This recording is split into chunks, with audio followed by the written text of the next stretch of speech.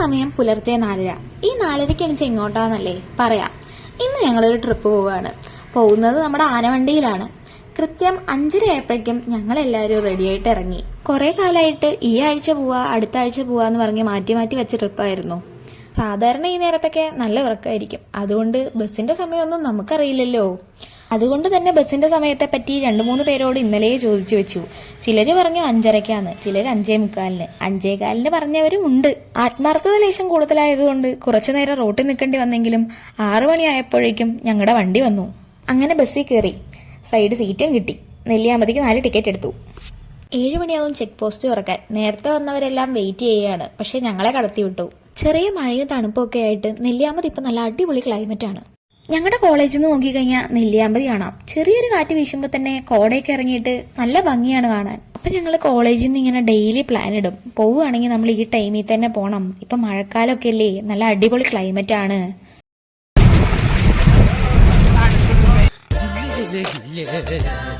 അല്ലെങ്കിൽ ബാഗ് കൈ പിടിക്കാൻ പറഞ്ഞാ ആർക്കും വേണ്ടാത്തതാ. ഇന്നിപ്പോ തണുപ്പ് കാരണം ബാഗിന് നല്ല ഡിമാൻഡാ. എനിക്ക് തുള്ളൽ പനിയാ. അങ്ങനെ ഞങ്ങൾ നെല്ലിയാമ്പതി പുലിയമ്പാറ എന്ന് പറഞ്ഞ സ്ഥലത്തെത്തി. ഇവിടെ അടുത്ത് 2-3 വ്യൂ പോയിന്റ് ഒക്കെ കാണാനുണ്ട് അത്രേ. അതാണ് ഇവിടേക്ക് ടിക്കറ്റ് എടുത്തത്. ബസ്സിലിരിക്കുമ്പോഴേ വ്യൂ പോയിന്റിലോട്ട് പോകാനുള്ള ജീപ്പിന്റെ കാര്യങ്ങളെല്ലാം ഒരാൾ ഞങ്ങളോട് സംസാരിച്ചിട്ടുണ്ടായിരുന്നു. അതുകൊണ്ട് തന്നെ ആദ്യം എവിടെ പോകണം എന്നുള്ള കൺഫ്യൂഷനും ഞങ്ങൾക്ക് ഉണ്ടായിരുന്നില്ല. എന്നിറങ്ങിയ ഉടൻ തന്നെ ഞങ്ങൾ ഓരോ കോഫി കുടിച്ചു. ഒപ്പം ജീപ്പ് ഡ്രൈവറോട് റേറ്റും കാര്യങ്ങളൊക്കെ പറഞ്ഞു സെറ്റാക്കി. അവിടെ നല്ല തണുപ്പും കോടയൊക്കെ ആയതുകൊണ്ട് തന്നെ കോഫിക്കൊക്കെ എന്താണെന്നറിയില്ല, ഭയങ്കര ടേസ്റ്റ്. ഇതായിരുന്നു കേട്ടോ ഞങ്ങളുടെ ജീപ്പിന്റെ ഡ്രൈവർ. അങ്ങനെ വ്യൂ പോയിന്റ് കാണാൻ പോകാൻ വേണ്ടിയിട്ട് ജീപ്പിൽ കയറി റെഡി ആയിട്ടിരിക്കുകയാണ് ഇപ്പോ. വ്യൂ പോയിന്റ് എത്തുന്നതിന് മുന്നേ നമ്മൾ നമ്മുടെ പേരൊക്കെ എഴുതി കൊടുത്ത് രജിസ്റ്റർ ചെയ്യണം. അതുപോലെ ചെറിയ ഫീസും ഉണ്ട്. അങ്ങനെ ഞങ്ങളെ ഫസ്റ്റ് കൊണ്ടായത് മീനാമ്പാറ വ്യൂ പോയിന്റിലായിരുന്നു. ഒന്നും പറയാനില്ല, നല്ല അടിപൊളി ക്ലൈമറ്റ്, ഒരു രക്ഷയില്ല.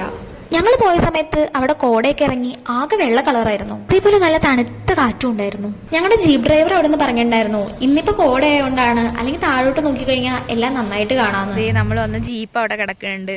ഫുള്ള് കോട ഇറങ്ങിയിരിക്കുകയാണ്, ഒന്നും കാണാനില്ല. ഞങ്ങൾ കുറച്ചു നേരം അവിടെ നിന്നിട്ട് കാറ്റ് വീശുന്നതും കോട ഇറങ്ങുന്നതൊക്കെ നോക്കിക്കൊണ്ട് നിന്നു. അതേപോലെ എവിടുന്നോ വെള്ളച്ചാട്ടത്തിന്റെ സൗണ്ടൊക്കെ കേൾക്കുന്നുണ്ടായിരുന്നു. പിന്നെ ഞങ്ങൾ കുറച്ച് നല്ല ഫോട്ടോസും വീഡിയോസും ഒക്കെ എടുത്തു. സ്റ്റോറി സ്റ്റാറ്റസ് ഒക്കെ ഇട്ട് ബാക്കിയുള്ളവരെ അറിയിക്കണമല്ലോ. അതൊക്കെ കഴിഞ്ഞ് ഇനി ഞങ്ങൾ അടുത്ത വ്യൂ പോയിന്റിലോട്ട് പോകുക.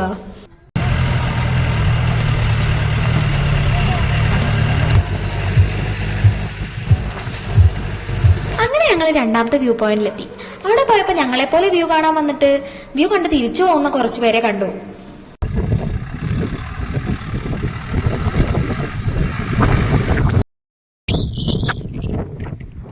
ഇതാണ്ടോ ഞങ്ങൾ രണ്ടാമത് പോയിട്ടുണ്ടായിരുന്ന മാട്ടുമല വ്യൂ പോയിന്റ്. അവിടുന്ന് ഞങ്ങൾ ജീപ്പിന്റെ മേലെ ഇരുന്നു നിന്നും കുറച്ച് വീഡിയോസും ഫോട്ടോസും ഒക്കെ എടുത്തിട്ടുണ്ടായിരുന്നു.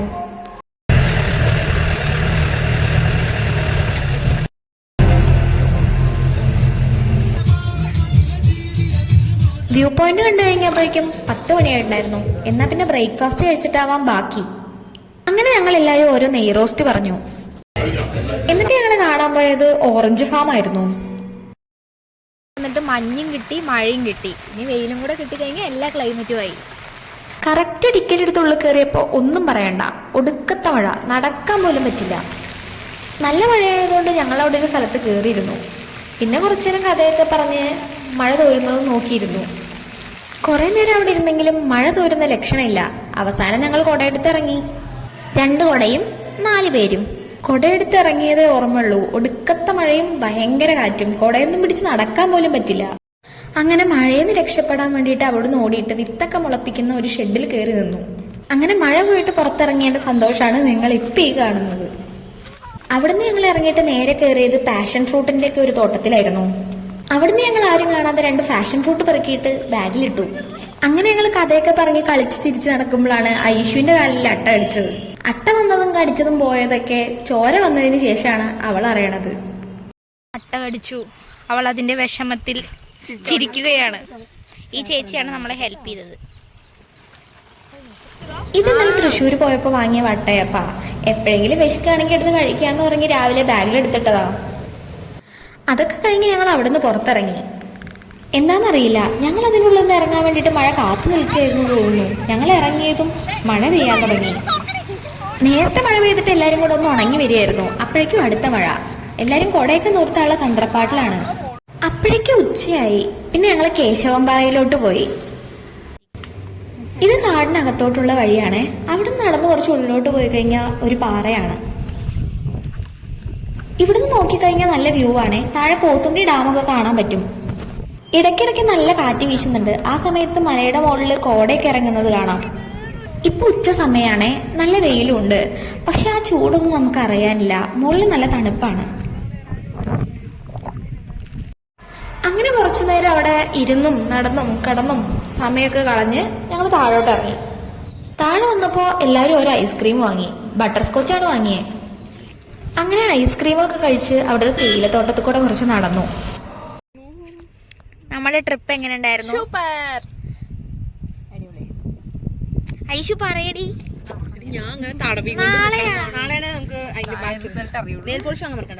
ആ, കാരണം ഇന്ന് ഞങ്ങൾ കുറച്ച് മഴയും മഞ്ഞൊക്കെ കൊണ്ടിട്ടുണ്ട്. അതാണ് നാളെ പറയാതെ പറഞ്ഞത്.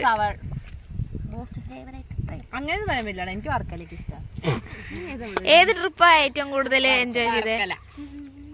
ഇനി കോടമഞ്ഞ് ഇവിടെ മാത്രമേ കിട്ടിയുള്ളൂ. അവിടെ വെയിലത്ത് ഇരുന്നിട്ടാണ് കരിഞ്ഞത്. പറയാൻ വന്നത് വാൾപ്പാറയോ? അടിപൊളിയായിരുന്നു. ഇനി നമ്മൾ വണ്ടി എടുത്തിട്ട് വരും. പിന്നെ കുറച്ചു നേരം കൂടെ അവിടെ ഇരുന്ന് ഞങ്ങൾ അടുത്ത ബസ്സിന് തിരിച്ചു പോരാന്ന് വിചാരിച്ചു.